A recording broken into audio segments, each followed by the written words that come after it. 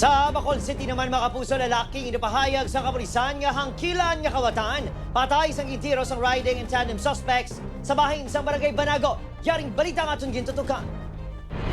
Magpakita ka, sungka ka kung sino ka, manayaran mo pagpatay mo sa manghod ko. Naglisensya lang ang magkuha sa isang manggong 40 anyos sa si Victor Hermano apang wala na makabalik pa sunod sa iyang himata.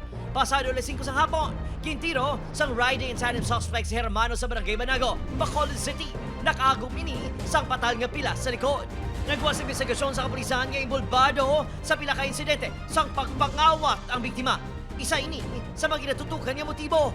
Hindi ni siya drug personality, pero may mga recorded di siya aton nga mga pagpangawat. Ang yan nga lakat is nagapamasura, pero ginakuha yan ni kisa ang mga unattended wala nga mga scrap. Ang ginatanaw ta kung may nakuha gid siya bala nga nag-init gid ang ulo sa mga suspetsado nato. Apang hugot niya ginapangiwala sa himata sang biktima ang aligasyon sa kapulisan.